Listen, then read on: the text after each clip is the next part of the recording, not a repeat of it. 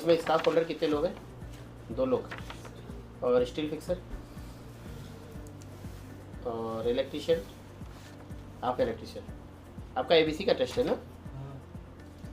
ठीक है। राजिक कौन है? जी आप है राजिक जी। और ब्रजेश, आप ब्रजेश। उसके बाद रोहित, जी sir. Manish, yes.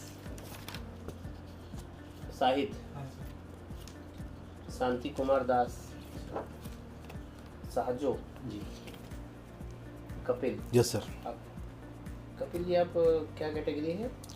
Sir steel fixer. ठीक है। तो आप लोग कौन सी कंपनी में जा रहे हैं पता है? सर एडनॉक में जा रहे हैं सर। एडनॉक है।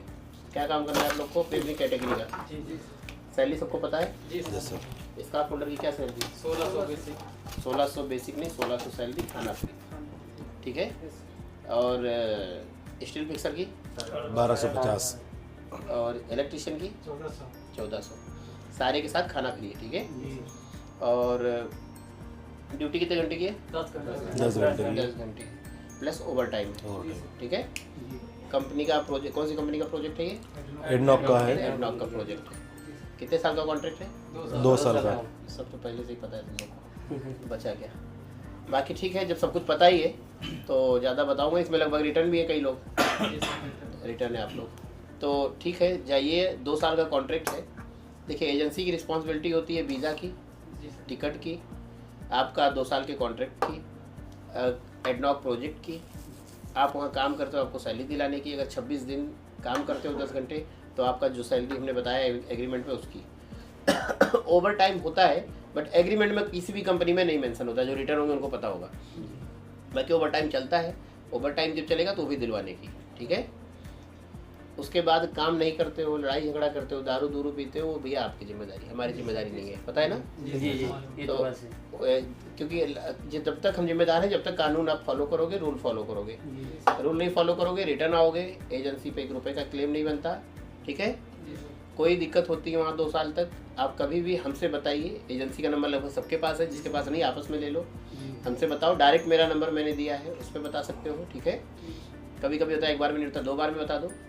बाकी अपने एजेंट को बताओगे तभी हमें इन्फॉर्मेशन मिल जाएगी। कोई भी कंप्लेंट बताने पे 4-5 दिन का टाइम होता है सॉल्व करने का। बाकी हाँ, खाने से जुड़ी हुई प्रॉब्लम है तो सेम टाइम सॉल्व होगी। खाना तो 4-5 दिन नहीं रुक सकता। ठीक है। बाकी ऐसी कोई प्रॉब्लम एडनॉक में फिलहाल नहीं है। ठीक है। मुझसे कुछ पूछना है किसी को? बस अच्छे से। नहीं, कोई क्वेश्चन? हाँ, क्या बोले क्या अच्छे से?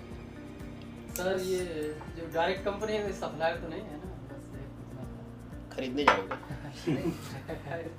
ये कंपनी खरीदनी है? नहीं सर, हाँ।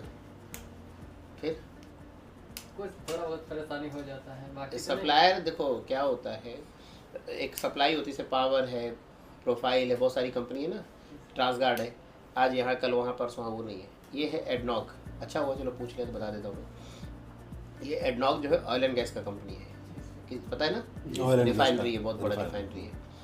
इसमें क्या होता है, डायरेक्ट एडनॉक का वीज़ा नहीं होता कभी भी, कभी नहीं होगा, कभी भी नहीं होगा। किसी भी गवर्नमेंट कंपनी का वीज़ा डायरेक्ट नहीं होता, नहीं तो आप पे गवर्नमेंट रूल लागू होंगे वहाँ के। इसमें क्या होता है, किसी न किसी स्पॉन्सर का वीज़ा होता है, बट सप्लायर नहीं कहते इसको। वीज़ा स्पॉन्सर का भले है, बट आप एयरपोर्ट से सीधे एडनॉक में जा रहे हो, एडनॉक में ही 2 साल बिता के इंडिया लौट आओगे। एडनॉक का कैंप होगा, एडनॉक का खाना होगा, एडनॉक की सैलरी होगी, प्रोजेक्ट सब कुछ एडनॉक का है, जब तक आप काम कर रहे हैं। काम करना सही है। समझे? काम नहीं करोगे तो एडनॉक लात मार के कैंप से बाहर करेगी, वीज़ा कैंसिल करेगी, इंडिया भेजेगी। ठीक है। स्पॉन्सर बोलेगी इनको लेकर जाओ। समझे? तो सप्लायर वो होती है जब आपको ले गई उधर, कैसा होता है, कोई जो गया होगा जानता होगा दुबई में, रूम में रखते हैं। नहीं, बैठाना उठाना तो एक अलग बात हो गई। वो रूम में रखेगा, आज यहाँ 10 आदमी भेजेगा, 2 आदमी वहाँ भेजेगा, 3 को यहाँ भेजेगा, 5 को वहाँ भेजेगा। तुम जैसे आप 10 लोग जा रहे हो तो 10 में 2 को आज इसके यहाँ भेज दिया, 2 को उनके यहाँ भेज दिया, 2 दिन यहाँ किया, 3 दिन वहाँ किया, वहाँ किया। वो अपना हिसाब कर करके पैसा लाता रहेगा। और सप्लायर में 80% सप्लायर में खाना होता ही नहीं, क्योंकि सप्लायर को तो इनके यहाँ देना है, उनके यहाँ देना है, उनके यहाँ तो कहाँ तक कैंटीन लेकर पीछे पीछे घूमेगा। तो ये होती है सप्लायर की पहचान, तो सप्लायर नहीं है। ठीक है। और इसे मैं सप्लायर का काम ना के बराबर करता हूँ।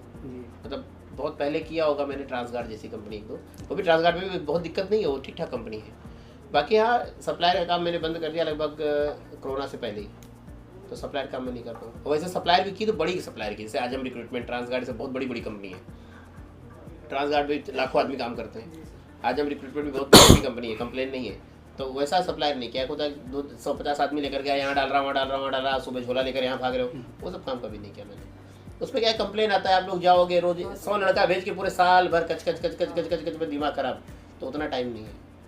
अभी देखो इतना जाता है, कभी मेरा कंप्लेन आता है कहीं? सोशल मीडिया पे चेक करो, ऑनलाइन चेक करो, ऐसे ऑफिस में आप दिन सुबह से बैठो, कोई आए इधर कि नहीं मेरा लड़का फंसा, ये फंसा या कोई कंप्लेन, तो वैसा काम नहीं है हमारे यहाँ। इसीलिए तो आए हैं सर। ठीक है, आप अच्छा समझ के अच्छी बात है, तो मैं क्लियर कर दूँ कि वो काम हमारे यहाँ नहीं होता है। जो गए भूल जाओ वाला काम है, आप खुश रहो, बात खत्म। तो सप्लायर नहीं है, ठीक है। बाकी सप्लायर का मैंने पहचान बता दिया, यही होता है। और जो रिटर्न है उनको पता होगा सप्लायर ऐसे ही होता है, मैंने बताया ऐसे ही होता है, कुछ और होता है। वो ले जाएगा, कमरे में रखेगा, यहाँ रखेगा, फिर रोला में डालेगा, फिर वैसे खेमा में डालेगा, फिर अबू धाबी लाएगा, फिर शारजा लाएगा। नसीब की बात है, उसको कोई अच्छा प्रोजेक्ट मिल गया, आपका बीत गया 2 साल, वो अलग बात है। 80% में वही रोज विदाई होती है, रोज गौना आता है, रोज सुहागरात होती है, रोज तलाक होता है, कहीं भी उठाएगा पटकेगा, वो आगे से पेमेंट रुक गई तुम्हारी रुक जाएगी, यही होता है।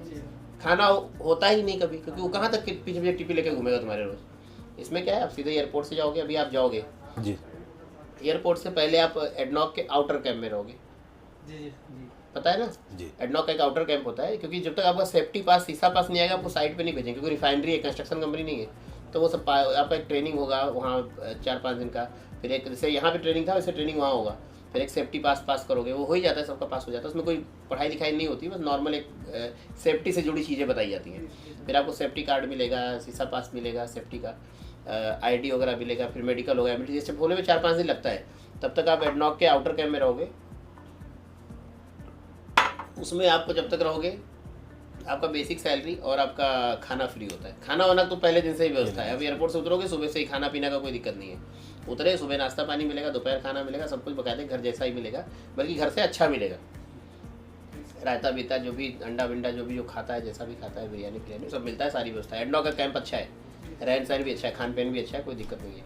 उसके बाद जब आप सेफ्टी पास क्लियर कर लोगे, फिर आप साइड चले जाओगे, काम करोगे, फिर मेन एडनॉक के कैंप में चले जाओगे। वो कैंप ज़बरदस्त बना हुआ है, बाकी उससे पहले भी जो है अच्छा ही है, बट मेन कैंप जो है वो बहुत बड़ा बना हुआ है, वो मैं घूमा वहाँ पे। अच्छा, ठीक है, बहुत प्यारा कैंप है, बहुत बढ़िया रहन सहन है, सिस्टम खान पान का भी अच्छा है, कोई दिक्कत नहीं है, ठीक है।